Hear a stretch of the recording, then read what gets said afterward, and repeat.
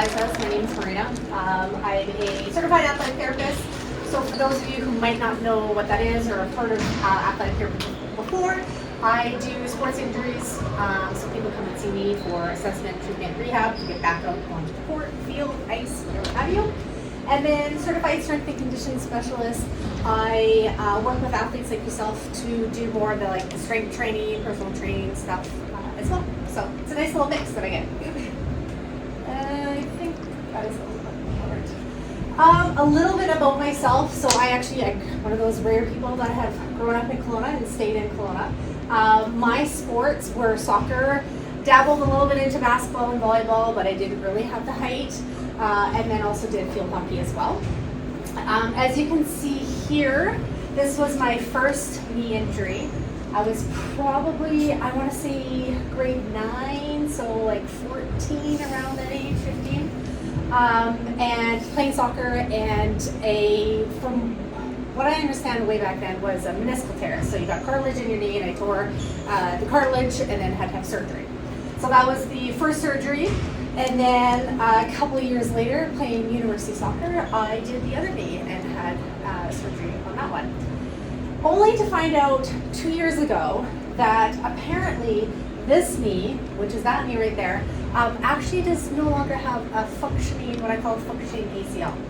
So don't know when exactly that happened, whether that was then or I did it later. So where I'm going with this is that I had a lot of interest because of all the rehab that I had to do in terms of sports injuries and sports therapy and helping other athletes get back onto the field. So owner of Okanagan Athletic Therapy, work with people like yourself, athletes who love to play sport. And that's sort of the gist on that guy. A couple of the teams that I have had an honor of working with, most notably was lots of fun with the Canadian women's national volleyball team. That was when they were still training out of Winnipeg. It was really cool. They were like super tall. I was super short, so I was always looking up like this. But it was a lot of fun working with them. And then I've done the past 3 years here locally with the Okanagan College men's and women's basketball teams as well. So today, the name of the game is how can you guys help yourself in preventing injuries? As much as I make my living off of helping people like yourself because of an injury, I would much rather you help yourselves so I don't have to see you because you're not hurt. So I put together this sort of program to give you guys a couple tidbits that hopefully you can take away with to help yourself to stay healthy and out on the court, field, whatever have you. So why are injuries happening? Well, a lot that I'm seeing is due to some overtraining and then also strength training, not strength training, okay? So what I'm finding when these athletes are coming in is like, you guys are really good at your skill of your sport, whatever that may be, but you're not necessarily strong to help supplement what you're doing for your sport, okay? So, and as you can see with my shirt here, not just strong girls, but strong people stay in sport because they're not injured. Now with this information that I'm going to give you guys today, I call it no magic pill. It's not earth-shattering information, but sometimes hearing this information from an outside person like myself versus from your coaches or from your parents sticks a little bit better, a little bit easier, and you're willing to do it. So if you're consistent with these couple things that I'm going to go over, then it is going to help. I'm not going to say that you're 100% assured not to be injured if you're doing all this stuff, but I can tell you that it's definitely going to help. So I'm curious, who here is either struggling with an injury right now or has had to set out practice, game, anything this season? By show of hands. Okay, yes. Yeah. So if you look around the room, you'll see it's a decent amount of people. And where I'm going with that is, like it says here, not only is an injury affecting yourself, but it also affects your team. If you're doing a team sport, which you guys all are, right? So we can try to stay out on the court, on the field. It's good for everybody, not just yourselves. So what are these fancy non-magical pill tips that I can give you? Here's what we're going to go through. We're going to talk about warm up, cool down. We're going to talk about a little bit about nutrition, Oh, the slides don't look all that great. I swear it looks better on the screen than it does on here. You can tell it wasn't done via ChatGPT or AI stuff when it looks like this. We're going to talk about hydration, sleep recovery, and then, maybe you can't even see it there, talking a little bit about not pushing through pain or addressing pain early. Okay. Please, if anybody has any questions, feel free to ask. I will also have a little bit of time afterwards if you have any particular questions as well. So the warm-up, preparing your body to perform.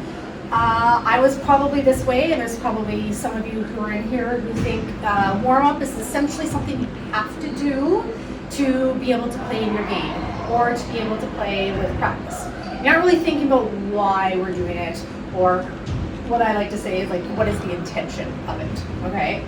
So we kind of break it down on what exactly we are trying to achieve with a warm-up. We're looking at increasing our body temperature, okay? We want to get the blood flow to the muscles, make them a little bit more pliable, a little bit more flexible, less prone to injury. We're also going to be looking at joint movements, so not only just warming up the muscles, but our joints as well. The people who are your power hitters here, who are hitting all the time, we think about pitchers in baseball, how much you're using that shoulder, so you want to make sure that you're warming it up properly. Increasing heart rate, breathing rate. Again, we're preparing the body for the sport that you're about to play. Not only are we doing that, again, we're talking about specific muscles that we need to turn on. So core, very important. Particular specific muscles that you're going to be using for your sport. We're going to enhance that coordination, okay? Increase your muscle firing patterns. You got to think about it like this, not getting too scientific into it. Your brain passes down information to the spinal cord. Your spinal cord has nerves that innervate your muscles, and all of that needs to coordinate at once while a bunch of stimulus and stuff is coming in. So having that warm-up allows that coordination, that firing to be a little bit better, which kind of goes into this, the neuromuscular control, reaction time as well. And then one that I like, and that I think potentially not a lot of people think about when we're thinking about warm-up, is preparing yourself for whatever. Maybe it's a huge game, something's on the line, if you lose you're out, or whatever have you. So you can focus more, visualizing, get into that game-ready mindset. And then for me, especially as I've gotten older for whatever reason, helping reduce the anxiety, any nervousness, increasing that confidence through the routine of that warm-up. And ideally, your warm-up is the same each time. You're not deviating too much if you have to deviate through your warm-up, okay? So what is a good warm-up going to look like? Well, obviously for every sport, it's going to look a little bit different.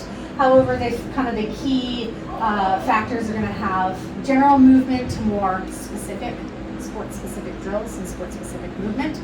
That goes along with, regardless if it's just volleyball, are you a setter, are you a hitter, libero, you might have different drills, sport-specific drills for your sport. Likewise, goalie in hockey, or goalkeeper in soccer versus a forward versus a defender, okay? So what I like to say, a kind of a dynamic general warm-up, could be a jog, could be on the bike 5 to 8 minutes, dynamic stretching, and if you don't know what it means, dynamic versus opposite of that is static. Essentially movement via stretching, okay? So like when you get your high knees or your follow-throughs for the stretching, you're moving versus just being up against the wall and doing like a calf stretch. Calf stretch would be like a static, whereas the movement's more dynamic, okay?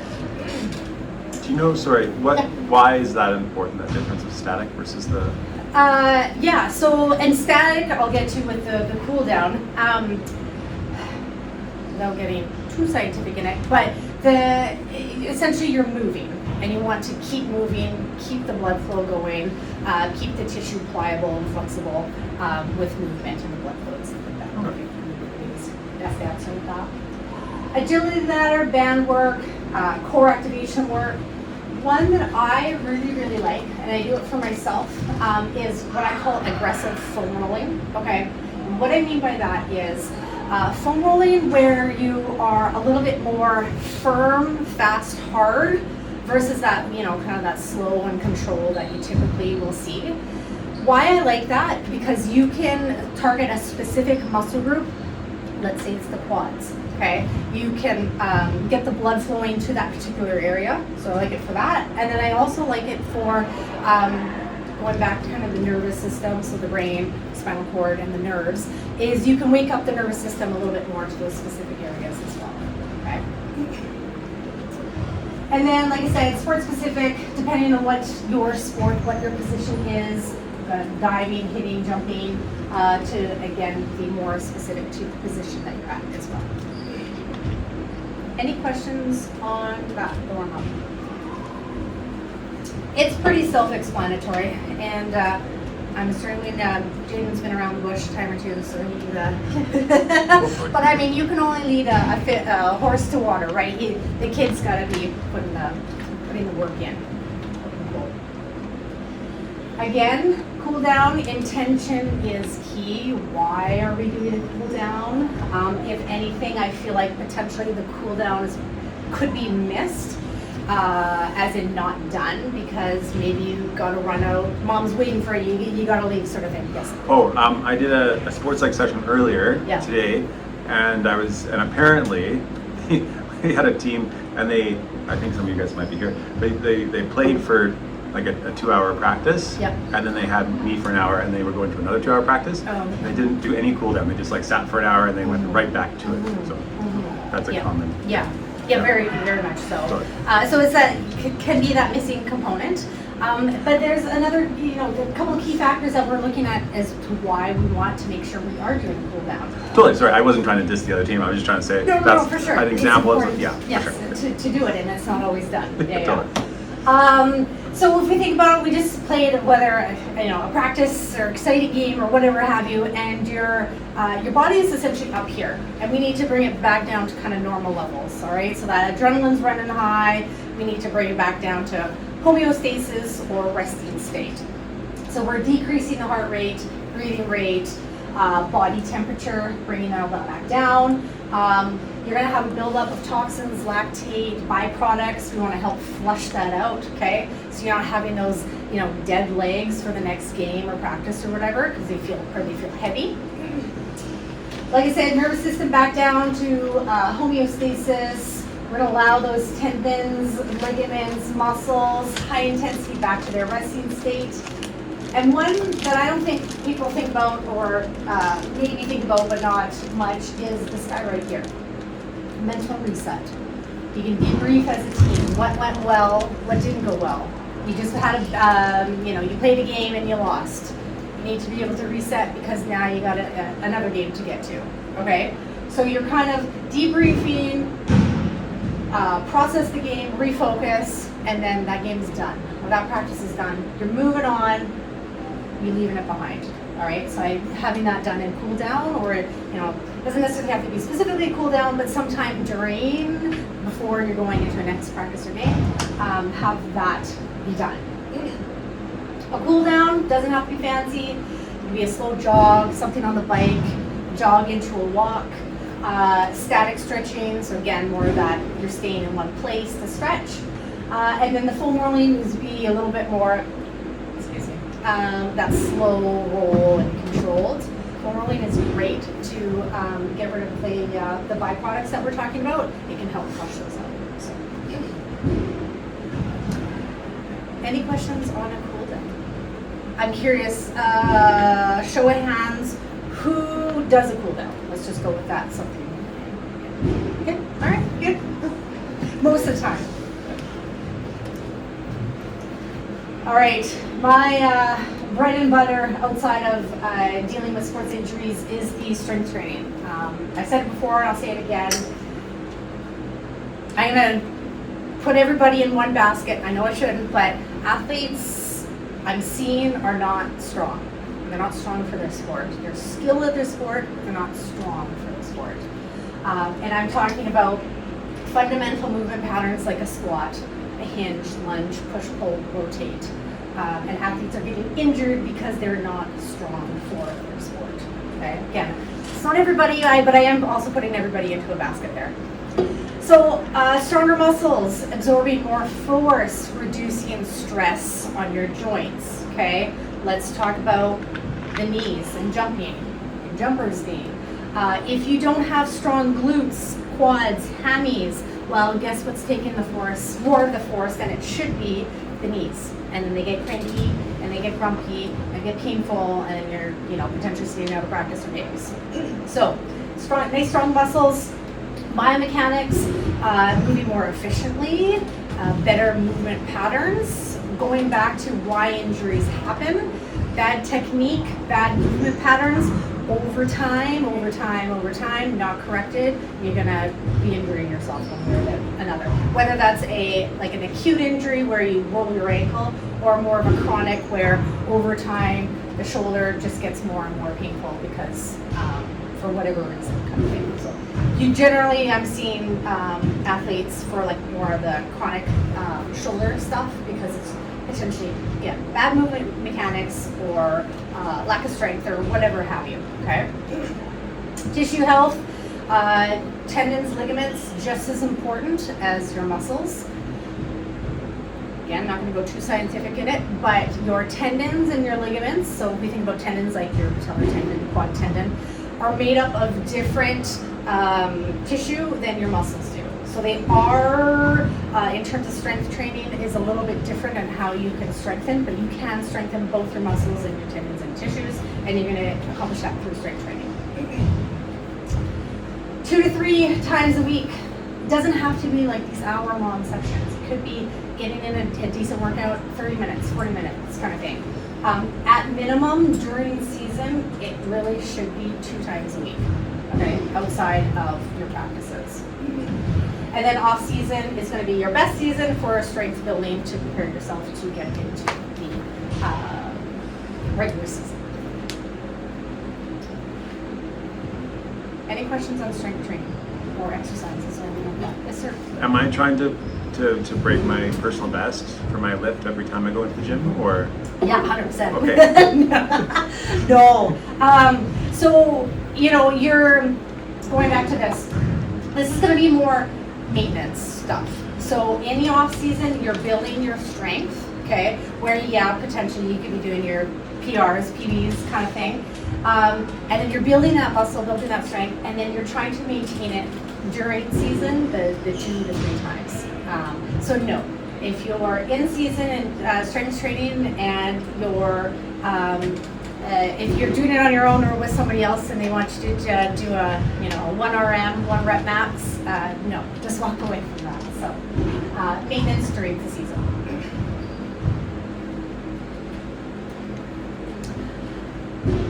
Yeah, I call this the secret performance enhancer: rest, recovery, sleep. By show of hands, and no cheating, who here is on their phone playing video games, Snapchatting, whatever, till the wee hours of the morning? Yeah, okay, all right. Hey, you're honest. I'm going to optimistically tell you to try to pull that in, rein that in, because it's not ideal, let's just say. But why rest matters, whether you're training, whether you're strength training, whether you're playing a game, you are producing tiny muscle damage, okay? And that's how you get stronger, essentially. You sort of tiny tears in the muscle, it gets stronger through rest. You're gonna have nervous system fatigue, energy depletion. I mean, none of that is a big shocker to us all, right? So that recovery, the rest, the sleep is gonna help repair all that, repair the muscle damage, get your fatigue gone. Yes, sir. What if you sleep late and wake up late?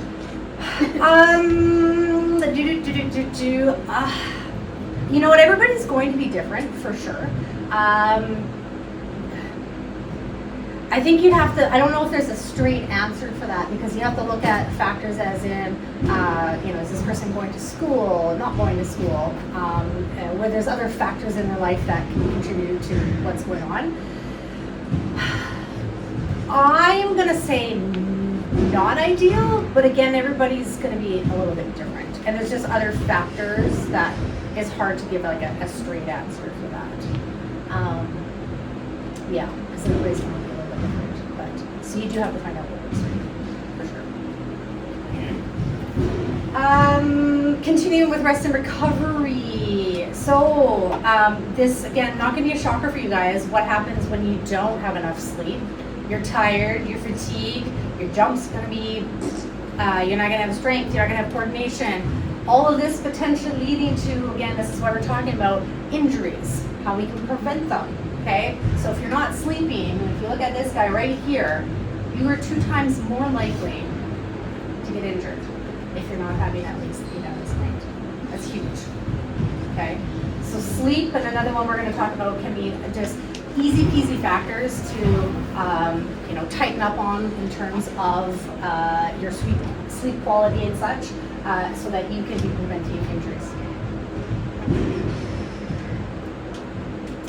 So what does sleep, rest, recovery look like? 8 to 10 hours. That seems like a lot, but it's not, okay? Ideally, consistent bedtime routine and the time you go to bed. So make it a routine. I know, obviously, that's not always going to happen, especially if you're in a competition all weekend kind of thing. You have a late game, that sort of stuff. All right. Avoiding this stuff right here: phones, video games, all that. The blue light, especially from the screens, it actually keeps you physically awake. Okay. Nice, quiet, dark, cool room. Put your phone on silent, so the friends that are not asleep and trying to text you are not bothering you because you're not waking up with messages. And then, of course, limiting fluid, stimulants for sure. Stimulants keep you awake. But also, if you drink a ton of water before bed, you're going to be getting up because you have to go pee in the night. So we don't want that either.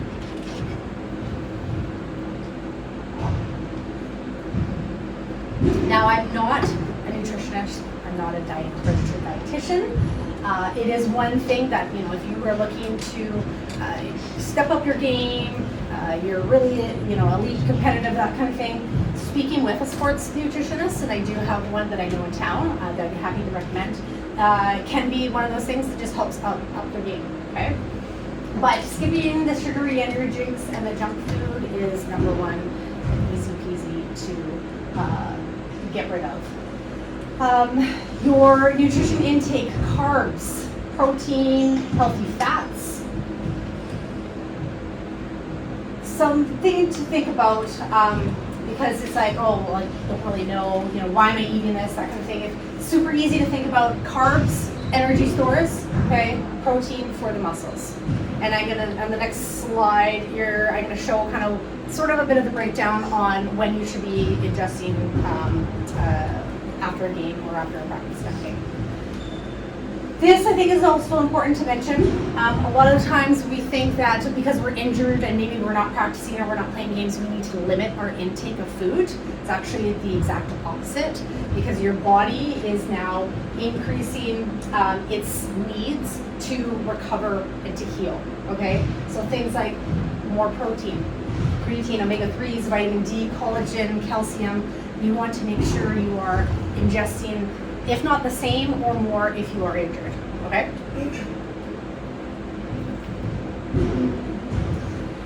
So, what and when should we be fueling? And this, again, is more after, I'm talking about more after an event. So whether that event is a game or even a practice where it's, longer than 60 minutes kind of thing. Within half an hour of that practice or game, we want a high carbohydrate food intake. So again, we talked about carbohydrates being an energy source. All right, we need to replenish our energy stores. Moderate protein, and then fluids for hydration. Some examples: bananas, trail mix, apples, cheese. It's a snack. It doesn't have to be anything fancy. I'll talk about hydration in a second on the next couple of slides, but it's just as important. 2 to 3 hours after that said event, want to be having a meal. Again, if possible, I get it. Sometimes it's not, depending on game times and all that stuff. But high carbs, again, we want to keep replenishing our energy sources, moderate protein and fluids.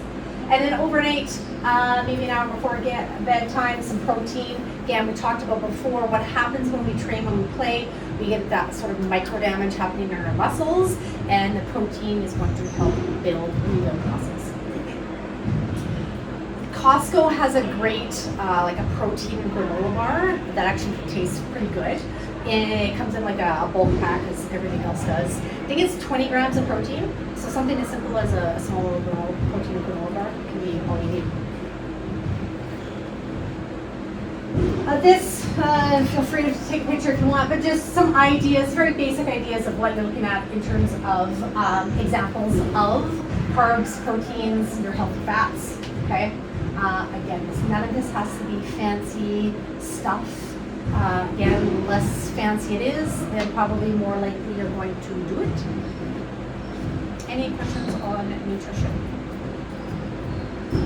I'll send out, Yep. I can send out the slides probably. Say that again. I can send out the slides after. Sure, I can too. send them to you. Yeah, yeah. I think I have their USB. Yeah, you'll have to save it. Yeah, perfect. Yeah. Really. Hydration. So you may not know this, but if you are feeling thirsty, you're already dehydrated. I'm going to say that again. If you are feeling thirsty, have that thirst, your body's already dehydrated. So ideally, you don't want to feel thirsty. Our body, 60% water. We can go, I don't know, 2 weeks, a week without food. We can only go a couple days without water before we die. Water is very important. And it's not just water, but that is mostly what I'm talking about, but also electrolyte ingestion as well. I'll talk about that in a second. But water helping muscles contract, regulate your body temperature, lubricate joints, concentration. It's very important, okay? Mild dehydration, fatigue, cramps, just not playing your best, essentially. You're not playing your best. If you are fatigued and tired, you are going to increase your risk of injury. Hydration every day. I've gotten better myself. And it's not just when it's really, really hot. Even in the wintertime, we tend to drink less water because we don't have the sun beating down on us. But in the wintertime, just as important to make sure you're hydrating. Not just at the tournaments. It should be every day, so this is kind of null and void, this bottom one. 2.5, 3.5 liters per day. Again, as athletes, we are sweating, and you're probably going to need more intake. Sports drinks, if exercise is more than 60 minutes, sweat rate is high or hot, humid environment, okay? So no, you do not be needing to have a sports drink just because you're thirsty. If you're thirsty, you should be hydrating with water, but sports drink or an electrolyte drink, okay, more than 60 minutes, sweat rate is high, hot, humid environments. So one of those three, not all three together, all right? And electrolytes, ingestion, again, I included in hydration, so it's not just water. You can replenish with water, great, your body needs it, but if you are a high sweater, if you're sweating, you are sweating out your electrolytes. Potassium, sodium, that's what makes things salty, calcium. You need to replenish that. And you can get that from food, but it's a heck of a lot easier just to get it like an electrolyte drink. Watch the sugar content. Any questions about that? I know Costco has a ton of, when I was, back in my day, when I was growing up, it wasn't really a thing. You had Gatorade, you had Powerade, super high sugar. But now there's, you've got a plethora of stuff, less sugar, but it gets you the electrolytes that you need to replenish. Yes, sir. Where do like energy drinks factor into anything? I mean, kids should not be needing energy drinks if they are fueling properly, if they are hydrating properly, if they're getting enough sleep. Energy, if they're not having energy, it means they're tired and fatigued, is where I get with that. So it's like, okay, what are your daily habits of things, and where can you improve in all those nutrition, sleep, hydration, strength training, before you go and try to do an energy drink. I get it, it's cool to have energy drinks, but honestly, kids, no energy drinks. I don't even know if there's anything outside of caffeine that's, well, caffeine's not good, but like there's nothing good in energy drinks. Nothing good for you, okay? That's my rant, I'm sticking to it. Addressing pain early, listening to your body, okay? I get it, you know, coaches and parents don't necessarily want to hear about every bump and bruise that you have, but it's something, if it's something that, you know, you feel like is significant, don't ignore it. Tell somebody, go see somebody like myself, okay? Because if you try to play through the pain, you are potentially going to make things worse, and then your recovery time is also going to be longer, okay? So if you can get in and see somebody right away, and they say you need to do this, that, and the other, and then you're good, versus you wait and you wait and you wait, and it gets worse, then you're out for longer. Nobody wants that. So, something to think about. What do you think most athletes potentially neglect or could be better at? Okay, and something to think about.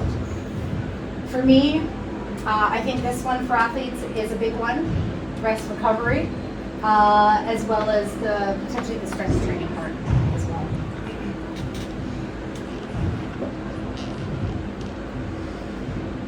Before I go, if you're injured, happy to help. I think I told Jaden, anybody who attends this or part of the program or whatever, 10% off your initial assessment if you need somebody to come look at your injury or whatever. If you're not injured but want to potentially get a little bit better, or you feel like you've got some areas of weakness or limitations or what have you, I offer a 30-minute, I call it an athlete movement assessment, where I'm looking at specific things, making you do squat, making you move and mobility, and seeing are there areas that you could be improving? Are there areas that if you don't, change this, you might lead to injury, kind of thing, okay? And if you need to get a hold of me or have any questions or whatever have you, that is my contact information. Okay, so any questions from any of that verbal diarrhea I gave you guys? No? Yeah. If there is, please feel free to reach out. Happy to chat. Even if you have random questions or whatever, give me an email, give me a text or whatever. Happy to answer. All right. Well, thanks, guys. That was great. Thank you so much. Thank you for having me. Now you get to go home.